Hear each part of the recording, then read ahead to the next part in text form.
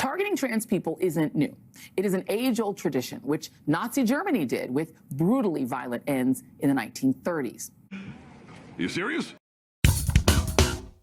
I don't think the radical left really understands the position that people on the right have about transgender ideology, right? We don't particularly care how a grown adult wants to live their life. Go ahead, put on a dress, get hormone injections, chop things off. You go ahead and do that, all right? It doesn't mean I have to agree with it, and it doesn't mean I have to back you up and pretend that your reality is the actual truth, but it's something that we accept that you can do as an adult in a free nation. All we really care about is protecting the children, people that are too young to make permanent decisions about their body that they may come to regret later, all right? And that, of course, is the crux of all of this. But the people on the left, they just don't understand and think you're constantly trying to attack their civil liberties. So, of course, today what I want to show you is how unhinged the left is when it comes to this issue. But before we get to the clips, please like and comment so we can break through the algorithms. Here we go. America is dealing with many issues, from grocery prices to gun violence, which is the #1 cause of death for kids and teens.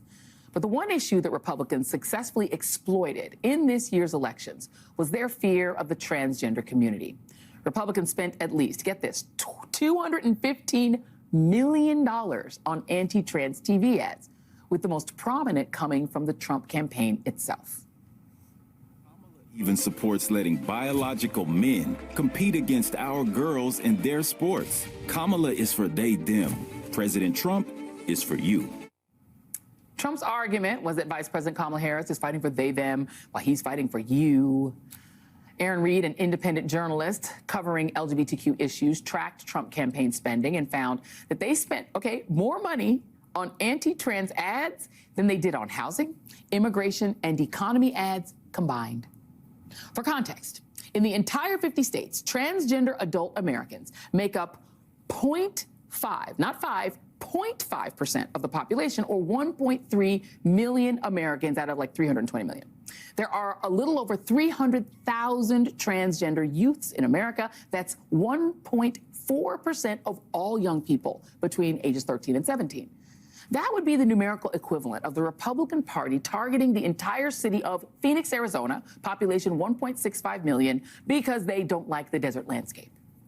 In fact, there are more kids who have been exposed to gun violence, estimated at 3 million, than there are transgender Americans of all ages in total. Targeting trans people isn't new. It is an age-old tradition, which Nazi Germany did with brutally violent ends in the 1930s. While the Supreme Court refuses to do anything about weapons of war in schools, today they seemed inclined to uphold Tennessee's ban on gender-affirming care for minors. While the decision is not expected for months, a majority of the justices parroted a string of debunked talking points, all under the guise of protecting the kids, just not every kid. So I guess Joy Reid's argument here is, since there's only supposedly 300,000 transgender youths in the entire nation, that we should go ahead and allow them to make life-altering decisions before they know the true impact will be. Go ahead and take those hormone injections. Go ahead and take those puberty blockers. Go ahead and chop things off, right? Because you totally know the ramifications that will affect you for the rest of your life, right? That's exactly what she's saying. And if you're opposed to this, you're basically a Nazi, right? Because this is exactly what happened in 1930s Germany. They were destroying people for being different. Okay, Joy, calm down, okay? No one is saying any of that. All we're saying, as I mentioned at the beginning of the video, is if you are an adult, do whatever the crap you want. But if you're a child, you are unable to make those decisions for yourself, because this is a completely optional journey that many people actually grow out of, all right? And all of those debunked theories you thought the SCOTUS justices were using as arguments are actually just scientific findings that other countries around the world are actually placing a lot more credence in than we currently are. But let's go ahead and check out this reaction on CNN. What is the case for gender-affirming care for minors specifically? I think it really does revolve around access to health care between a doctor and their patient and the parents of the child. Being able to have access to the type of health care that is available for all types of people, whether they're trans or whether they are cis, which is non-trans. And this court case specifically is asking the question, is it fair to discriminate against transgender people and limit access to care because they are trans? And that's basically what's at the crux of this court case. Coleman, your thoughts on that? Yeah, well, I think it's a controversial procedure We've seen in the past few years, places like Norway and the UK have reevaluated their guidelines on it, which goes to show that the science is not settled on whether this is the best way to approach gender dysphoria in minors. You see, in states, states are allowed to regulate lots of things. You're not allowed to get a tattoo. You're not allowed to get certain procedures. You're not allowed, states have banned all kinds of medical procedures for minors. And so I think it's an issue that is probably best left with the states at this point in history until the science becomes much more settled on what actually is the very best gold standard scientific protocol for kids with gender dysphoria. What do you mean? I think we have that gold standard. This is medical best practice as determined by a number of national and global health organizations that says this type of healthcare is life-saving and medically necessary.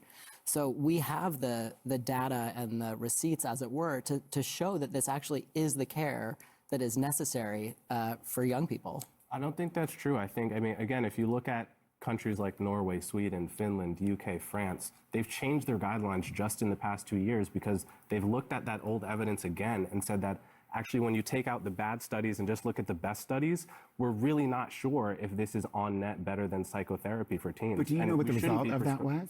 Go ahead. What's the result of them reevaluating? It's not a ban on any healthcare. Yeah, it's a tightening of the standards. Yeah, and it still is available. Well, let me just add a little bit of context here, because I think what you're discussing in the UK, it's not a ban, which is different from what we're talking about here. We're talking about a ban. We're talking about a ban. But they did, as Coleman said, they made it much more difficult for most minors to get, particularly hormone therapy and other kinds of medical sort of procedures that are related to this.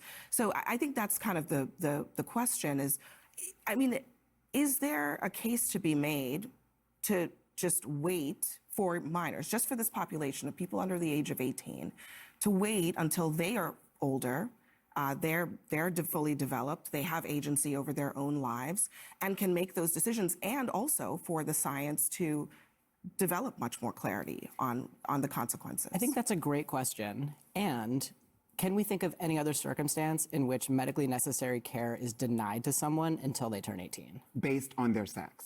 I think the dispute is over whether it's the medical best choice. That's precisely the question. Yeah. My point in bringing up Western Europe is not to draw a direct link to the ban. It's to say, if some of the most advanced societies in the world have changed their scientific understanding just in the past 2 years, how confident can we be? How confident can you be that your view is perfectly settled science right now? It could be 5 years from now, actually the picture changes, and states should have the flexibility to react to that. And not every state's gonna agree, but I think it should be left with the states at this point. I'm really taking a shining to Coleman Hughes, okay? He's not a Republican or conservative by any means. He's actually a centrist, left-leaning person, but he's been making lots of arguments on lots of issues I just happen to agree with. And I love how he's saying here, basically, yeah, we are not talking about a ban. We're not talking about discrimination. What we're saying is many countries who have actually taken a second look at all of these supposed studies over the years are saying, hey, we're going to put a halt on all of this stuff because there is no clear-cut evidence that it is helping any of these supposed trans youths with their mental or physiological health, okay? So therefore, we're done with it for now. But of course, the trans advocates on the panel, they keep referring to this as medically necessary, okay? This is a medically necessary procedure. It must be done to protect the youths, okay? That is exactly what has to happen. However, even Abby Phillips, even the host of this show on CNN, has to jump in and say, I think that's kind of the crux, right? Is this really medically necessary? Or could we just wait a few years until they're adults and they can make their own decisions? Because as we've seen, many transgender youths actually grow out of this scenario. And those who don't have the gender dysphoria problem, which Coleman Hughes actually uses there, which I'm not sure I'm even allowed to say that word on YouTube, okay? But that, of course, would be the very down-to-earth, logical, common sense argument. But that is not what the transgender ideology is all about. It's about influencing kids, trying to bring all this stuff into the mainstream and pretend that a lot of these folks don't have the actual mental illness that we know they do. So thank you for watching. Don't forget to like, share, comment, subscribe, and stay safe out there, people, because they're coming after you.